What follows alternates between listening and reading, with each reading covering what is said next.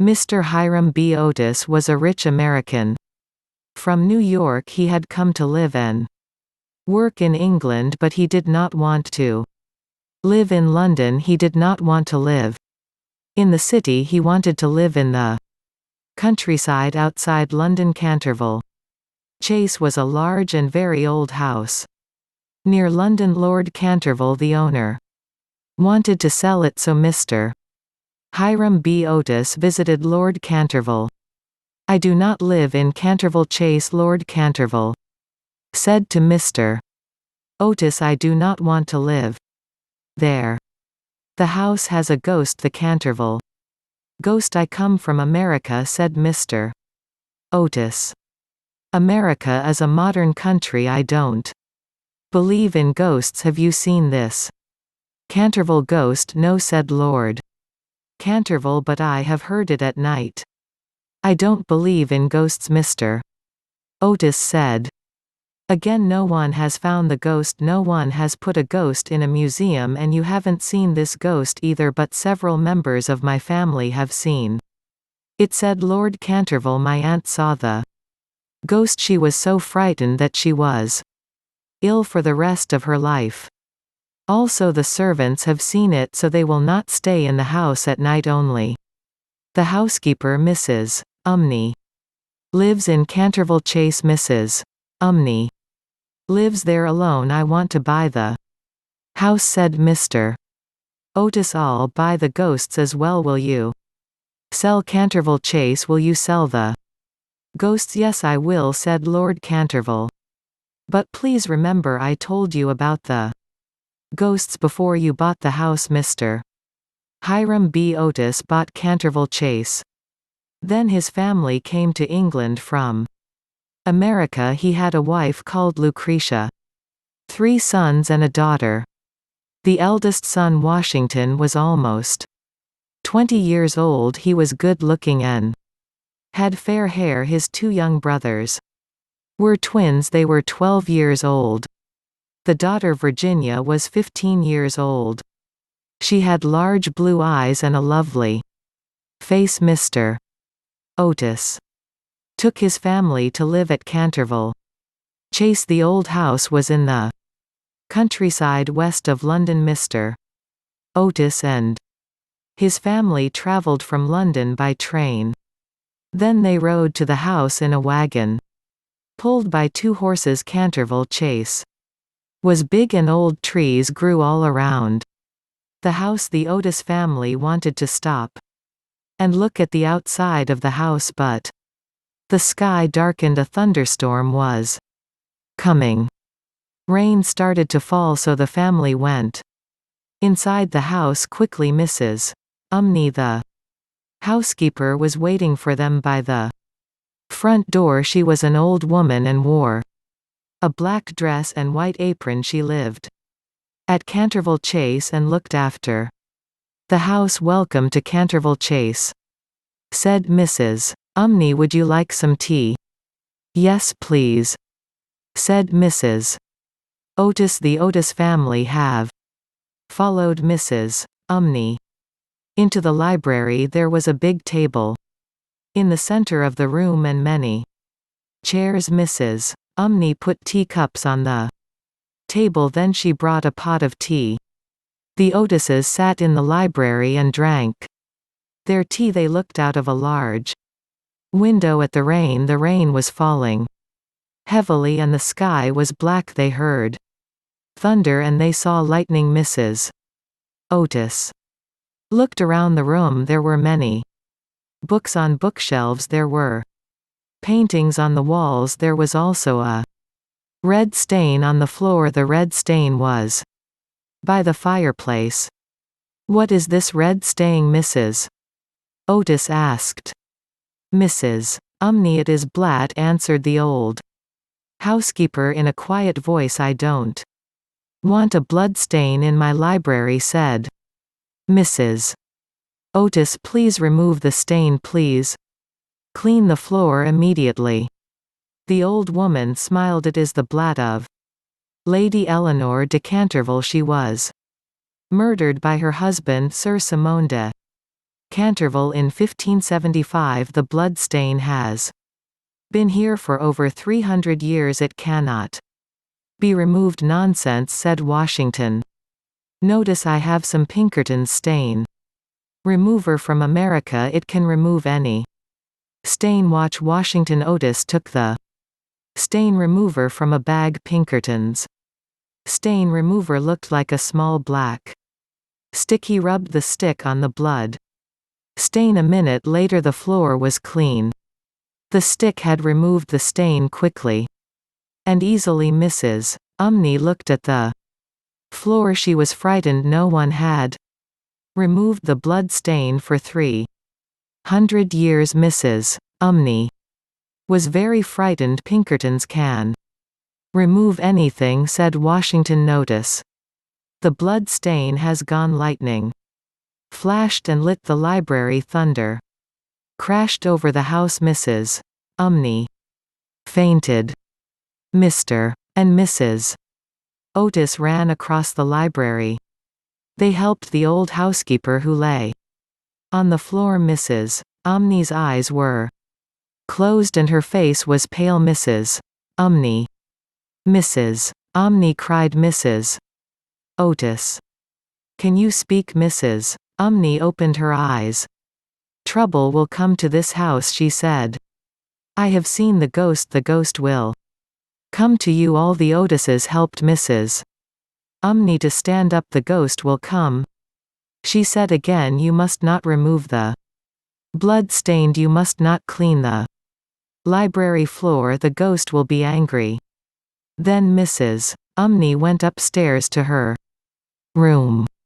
What's luck for the ghosts, said the Otis boys.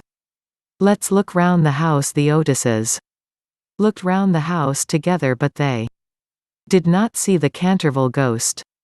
That night the family went to bed early. The storm continued all night. Next morning they went into the library. The blood stain had reappeared on the floor. I'll remove this blood stain once more, said Washington. Otis' mother doesn't want a blood stain in the library. I'll clean the floor again. He removed the blood stain with Pinkerton stain remover. The library floor was clean, but the next morning the stain had come back again. This is very strange, said Mr. Otis. I'll lock the library door at night. No one can come into the library. No one can put a stain on the floor. I don't think Pinkerton's stain remover is bad, said Washington. Otis, I think there really is a ghost. The ghost is making the blood stain. The ghost puts the stain on the floor at night. We must find this ghost, said Mr. Hiram B. Otis. It must stop making these stains. Your mother doesn't like blood on the library floor. That day the family went out. They walked around the countryside. Near Canterville Chase they went to the nearby village. They looked at the old village houses. Then they walked back to Canterville Chase through the woods. It was a summer evening and the weather was fine. It was late when they got back to the house. The Otises were hungry and tired. After eating supper they went to bed. The bedrooms were upstairs. There was a long corridor upstairs. The bedroom doors were along this corridor. Mr. Otis woke up after midnight. There was a strange noise outside his room. The sound was like metal chains. The chains were rubbing together. Mr. Otis got out of bed and opened the bedroom door. He looked into the corridor. He saw the Canterville ghost in the corridor. The ghost was an old man with burning red eyes. He had long gray hair and wore very old-fashioned clothes. There were chains on his hands and feet.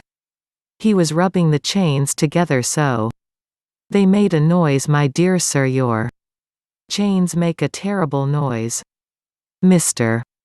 Otis said to the ghost, you must put some oil on those chains. Here is some Tammany Rising Sun oil from the United States, please put the oil on your chains.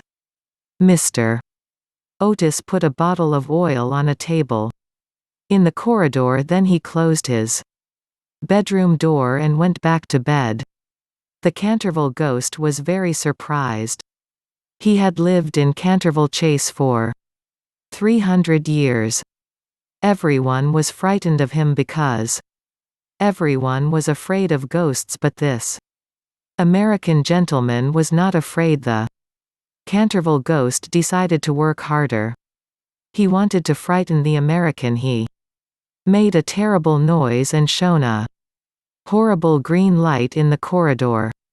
Another door opened at the end of the corridor. Mr. Otis's youngest sons came out of their bedroom. The two young boys had the pillows from their beds in their hands. They threw the pillows at the ghosts. They laughed at the ghost. The ghost was amazed and upset. No one had laughed at him before. He was a ghost. Everyone is frightened of ghosts. No one had ever laughed at the Canterville ghost before. The Canterville ghost did not know what to do.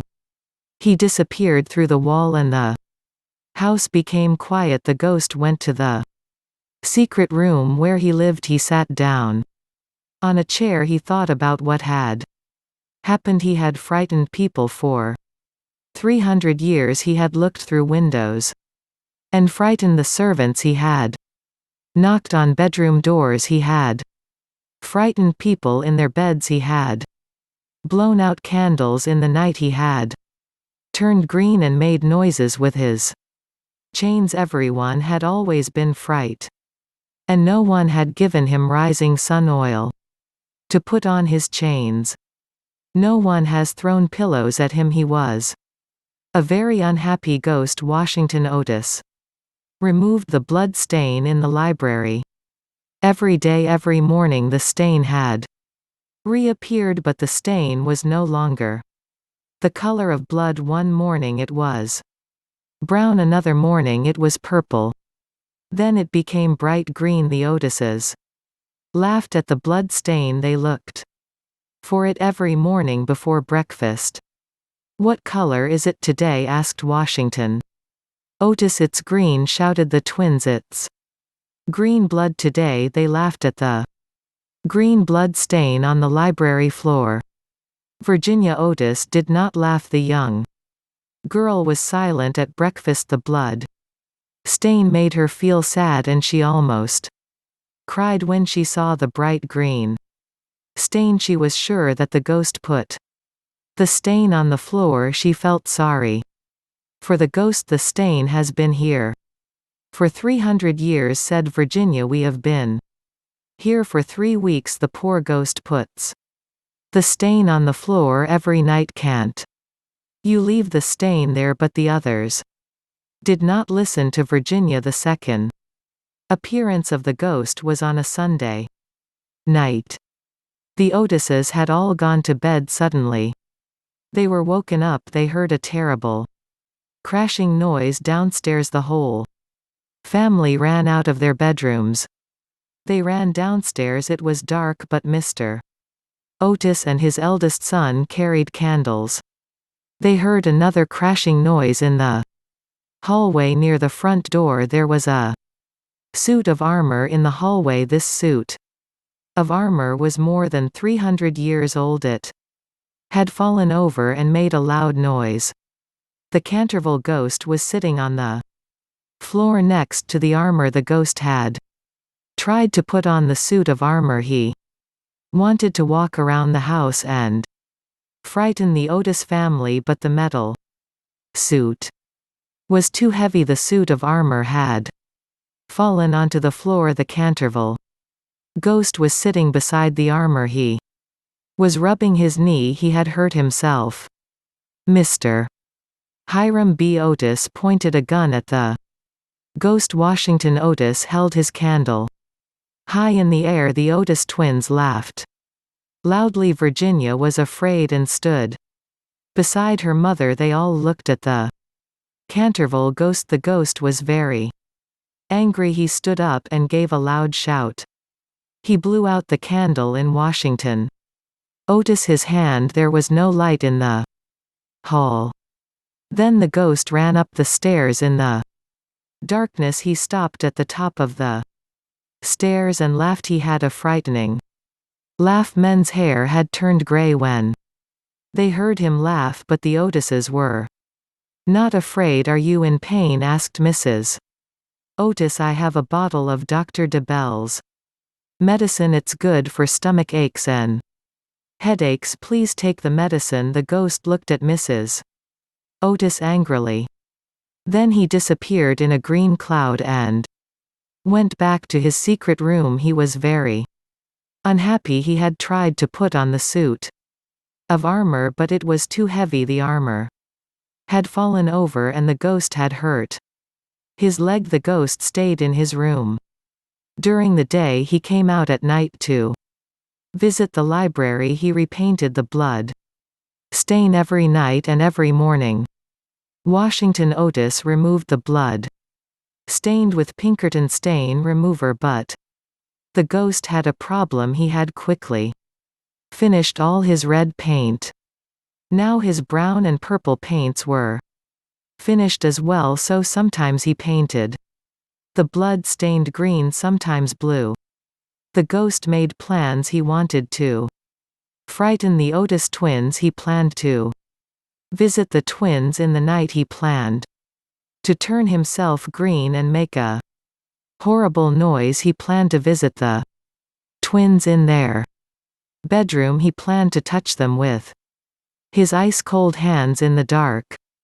He left his secret room at midnight. The house was dark. He climbed the stairs and walked along the corridor.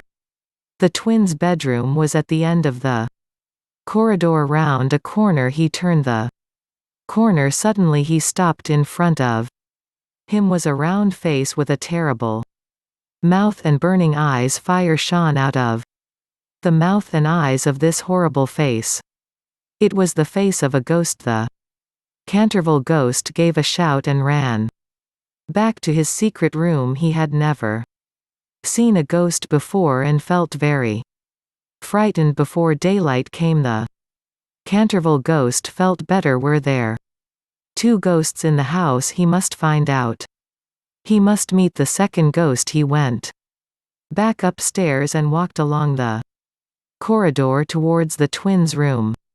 The second ghost was still there, but its eyes were no longer burning. He went up to it. He touched it. The head of the second ghost fell onto the floor. It was not a ghost at all. It was a head made from a large round vegetable called a pumpkin. The twins had put a candle inside it. There was a card on the floor. The Otis ghost, the only true Canterville ghost. The twins had put the head in the corridor to frighten him.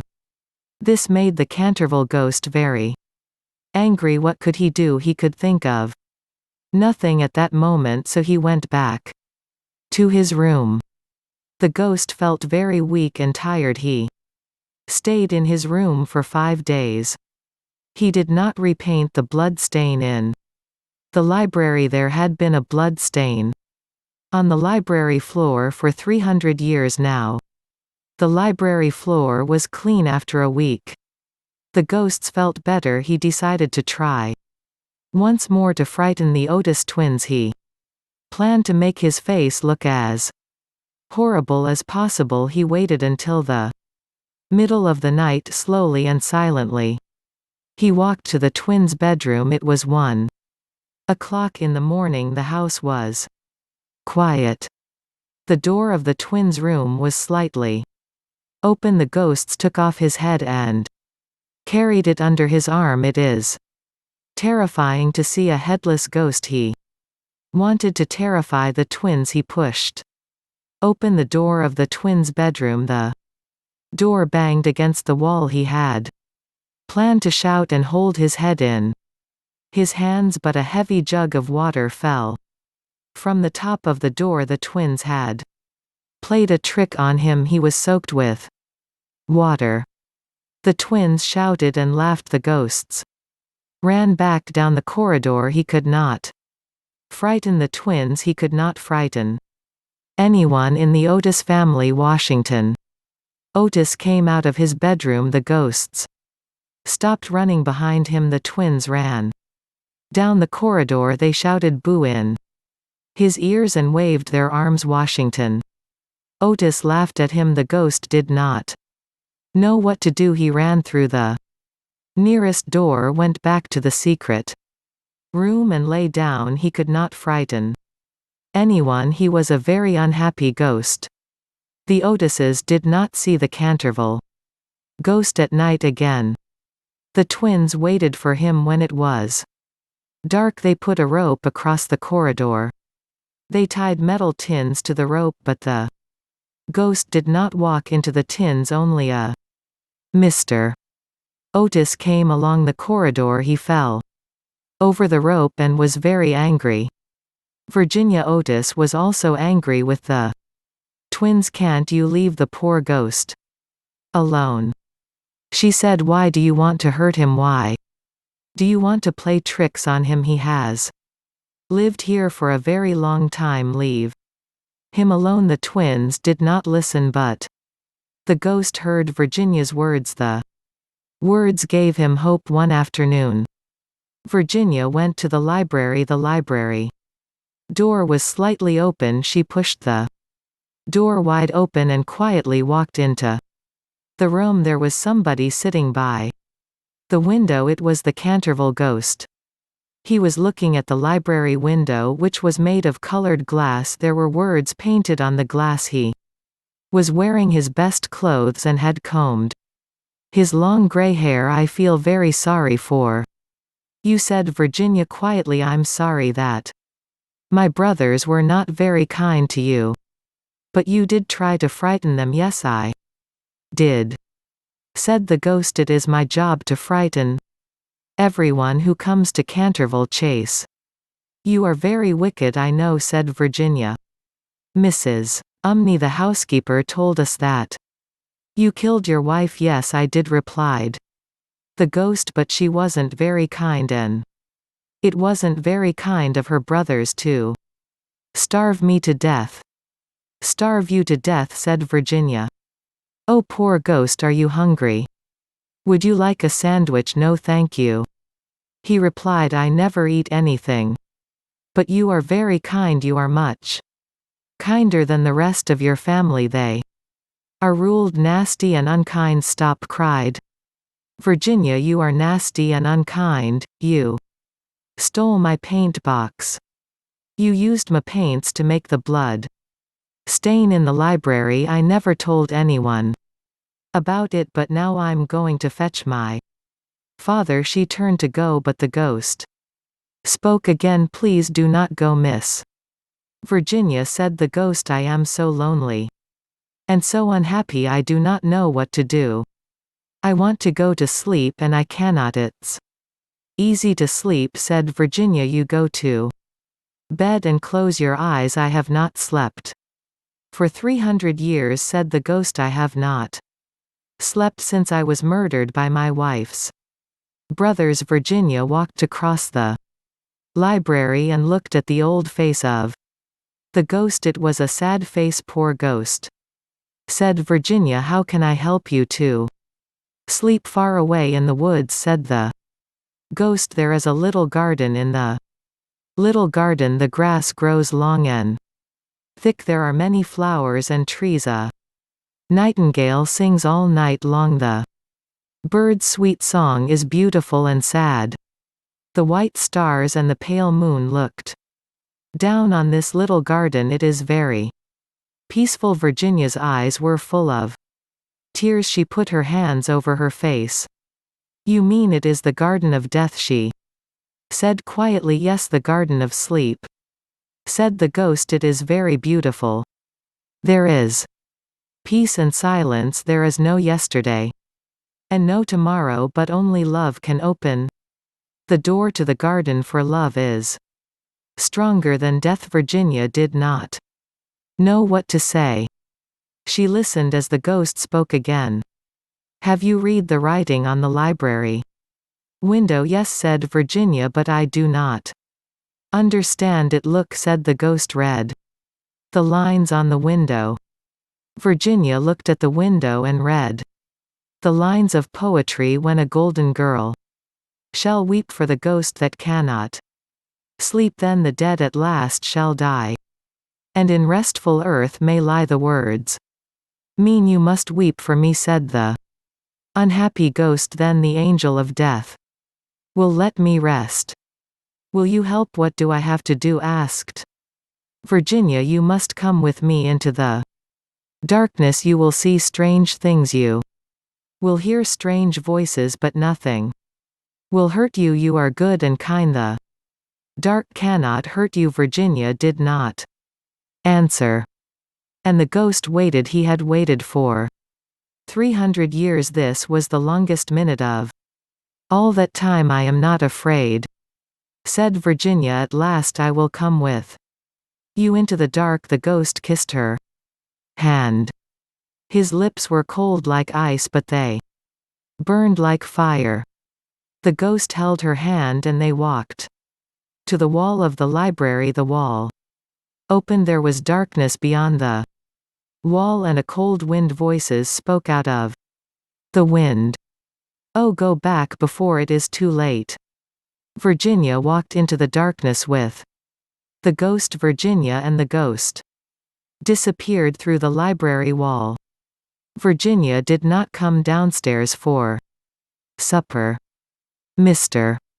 Otis sent one of the servants to her room. The servant could not find Virginia, so everybody searched the house. They looked everywhere, but they could not find her. Mr. and Mrs. Otis were very worried. It was a summer evening and the sun had not set, so the family and the servants searched the gardens before it was dark. In the garden there were many trees and a deep pond. They looked in the pond. They looked in the trees. Then they asked people at the railway station, but no one had seen Virginia. Mr. Otis went to tell the village policeman that Virginia had disappeared, but by that time it was dark and no one could search any more. That night none of the family wanted to eat or sleep. They sat in the library and waited. They hoped Virginia would return safely. They planned to search for Virginia again in the morning. It was midnight when the family decided to go to bed. They left the library and started to walk up the stairs together. Suddenly all the clocks in the house struck 12 o'clock and they heard a terrible noise. Thunder crashed outside the house and the Otises heard a dreadful cry. Strange music sounded inside the house and a door opened at the top of the stairs. Virginia stood in the doorway. She looked down the stairs at them. Her face was very pale and she carried a small box in her hand. Where have you been, Mr. Otis asked angrily. Your mother has been very worried. You have frightened us all. You must never play a trick like this again. Except on the ghost, said the twins. You can play tricks on the ghost, father.